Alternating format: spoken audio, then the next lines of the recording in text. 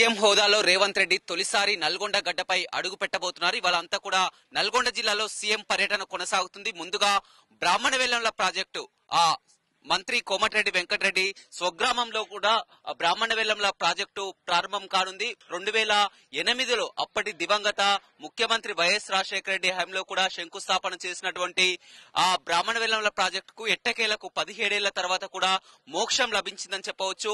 మొత్తం 1,00,000 ఎకరాలకు సాగునీరు అందించేటువంటి ప్రాజెక్టుకి ఇవాళ ప్రారంభించుకోబోతున్నారు. ఆ తర్వాత అక్కడి నుంచి నేరుగా యాదాద్రి థర్మల్ ప్లాంట్ ఏదైతే ఉందో దామర్చెర్లలోని యాదాద్రి థర్మల్ ప్లాంట్ పూర్తిగా 4,000 మెగావాట్ల సామర్థ్యం ఉన్నటువంటి ఆ థర్మల్ ప్లాంట్ లో ఇప్పటికే ఆ 2వ యూనిట్ ఏదైతే ఉందో 800 మెగావాట్లు కూడా ప్రారంభం చేసుకోబోతున్నారు. ఇవాళ సీఎం రేవంత్ రెడ్డి దాన్ని ప్రారంభించున్నారు. ఆ తర్వాత యాదాద్రి థర్మల్ ప్లాంట్ నుంచి నేరుగా ఇక్కడ మెడికల్ కాలేజ్ కి చేరుకోబోతున్నారు. ఇక్కడ మెడికల్ కాలేజ్ ని ప్రారంభించి ఇక్కడే ఉన్నటువంటి నర్సింగ్ కాలేజీ, అదేవిధంగా తిప్పర్తి, కనగల్లు జూనియర్ కాలేజీలు, నల్గొండలోని అభివృద్ధి పనులకు అన్ని పనులు కూడా ఇక్కడే వర్చువల్ గా కూడా ప్రారంభించినారు. ఆ తర్వాత మెడికల్ కాలేజీ పక్కనే ఏదైతే సభను ఏర్పాటు చేశారో మొత్తం ఒక 25 ఎకరాల్లో కూడా ఒక సభను ఏర్పాటు చేయడం జరిగింది. మొత్తం కూడా పెద్ద ఎత్తున జన సమీకరణ కూడా చేస్తున్నటువంటి పరిస్థితి కనిపిస్తుంది. ఎందుకంటే రేవంత్ రెడ్డి సీఎం అయ్యాక తొలిసారి జిల్లాకు వస్తున్నారు కాబట్టి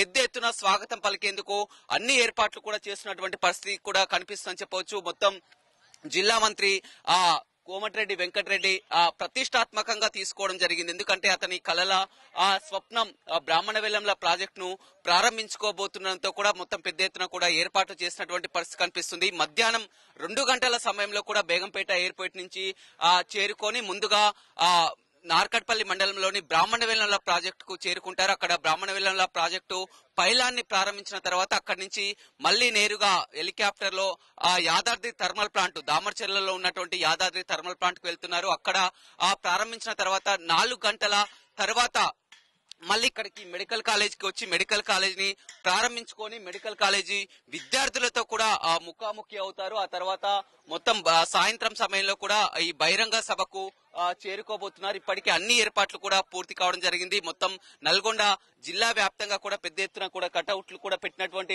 పరిస్థితి కనిపిస్తుంది. మొత్తం ఇద్దరు మంత్రులు ఎవరైతే ఉన్నారో ఇరిగేషన్ మంత్రి ఉత్తమ్ కుమార్ రెడ్డి, కోమటిరెడ్డి వెంకటరెడ్డి నిన్ననే ఏర్పాట్లను కూడా పర్యవేక్షించడం జరిగింది. అక్కడ బ్రాహ్మణవేలంల మెడికల్ కాలేజీ దామర్చెర్లలో కూడా ఏర్పాట్లను కూడా పర్యవేక్షించడం జరిగింది. మొత్తం ఏదైతే ఉందో సంవత్సరం పూర్తి చేసుకున్న తర్వాత కూడా ప్రజా ఉత్సవాల్లో భాగంగా కూడా మొత్తం ప్రజా ఉత్సవాల్లో భాగంగా వాళ్ళ నల్గొండ జిల్లాకు చేరుకున్నారు. నల్గొండ జిల్లాలో ఏ విధంగా సభ ఉంటుందో చెప్పవచ్చు. మొత్తం సభ ఏర్పాట్లు మాత్రం పెద్ద ఎత్తున కొనసాగుతున్నాయి. మొత్తం ఇక్కడ ఎక్కువగా ఈ నల్గొండ, నకెరికల్, మిర్యాలగూడ, మునుగోడు నియోజకవర్గాల నుంచి కూడా పెద్ద ఎత్తున జన సమీకరణ కొనసాగుతుంది. 1,00,000 మందితో కూడా సభ నిర్వహిస్తామని కూడా చెప్పడం జరుగుతుంది. ఏదేమైనప్పటికీ కూడా తొలిసారిగా నల్గొండ జిల్లాలో అడుగు పెడుతున్న సీఎం రేవంత్ రెడ్డికి పెద్ద ఎత్తున స్వాగతం పలికేందుకు కాంగ్రెస్ పార్టీ శ్రేణులు సిద్ధమైనటువంటి పరిస్థితి కనిపిస్తుంది. అదేవిధంగా మొత్తం ఇవాళ అభివృద్ధి కార్యక్రమాలు చూసినట్లయితే చాలా వరకు కార్యక్రమాలు ఉన్నాయి. అటు బ్రాహ్మణవేలంల నుంచి మొదలుకొని యాదాద్రి థర్మల్ ప్లాంట్ నుంచి మెడికల్ కాలేజీ, నర్సింగ్ కాలేజీ,